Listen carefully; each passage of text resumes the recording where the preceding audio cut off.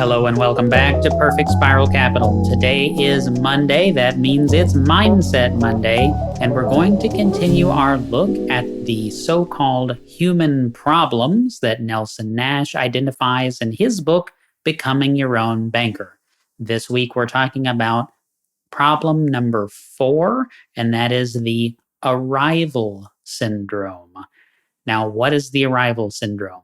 Well, it's the idea that you don't have anywhere left to go because you've already arrived. You don't have anything left to learn because you've already learned enough, and so forth.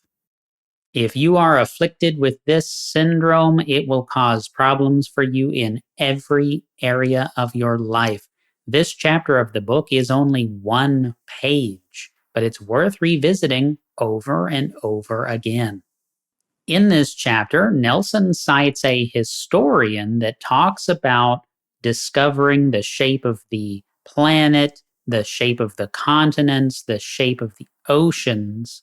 And this historian says that the greatest obstacle to discovering these truths was not ignorance, but the illusion of knowledge. People in every industry, of every age, from every walk of life, fall victim to this fatal illusion all the time, the illusion that they have learned enough. Whenever you encounter new information, you have to grapple with it. You have to try to integrate it into things that you already know. There are, quite frankly, millions of terrible ideas, if not billions of terrible ideas out there, and your brain, in order to help you deal with these, makes shortcuts. However, these shortcuts can often prevent us from seeing simple truths that are right in front of our faces. Returning to Becoming Your Own Banker, Nelson Nash tells the story of Ed Deming, who is a business consultant trying to teach professionals in the United States how to enhance their business practices. He tried over and over again to share his teachings and was told by these businesses that they were already doing that. Well, they weren't already doing that. So what he did is went to Japan, and he told the people in Japan his ideas. The people in the United States missed the point. They looked at Ed Deming's ideas for just long enough to come up with an objection. They found just enough information to say no and didn't actually learn the underlying value that Ed Deming was trying to share. So Deming took his ideas to Japan. Japan embraced them, and he revolutionized business in Japan.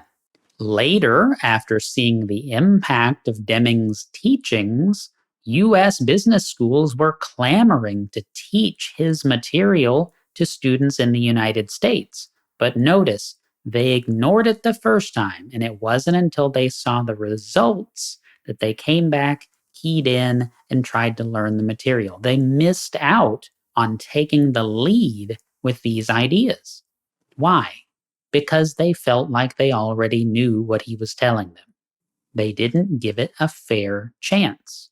The greatest message in the world will fall short without ears ready to receive it, and that is the very important message of this chapter. As an infinite banking concept practitioner, I run into this all the time, unfortunately. Many people, especially entrepreneurs, get it quickly.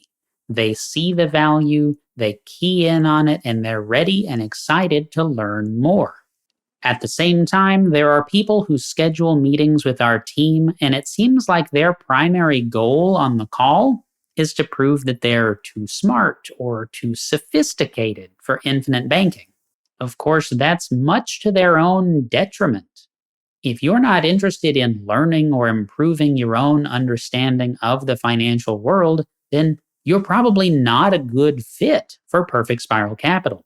However, if you are ready to see the financial world from a new angle, that's what we're here for. Read Becoming Your Own Banker. Read my book, Between the Lines, and then let's talk about it. You can find a link to schedule time with our team in the description box below, and there will also be a link to another helpful video if you'd like to learn in video format first before you reach out to us. Thanks so much for watching. I hope you found this video helpful, and I'll see you in the next one.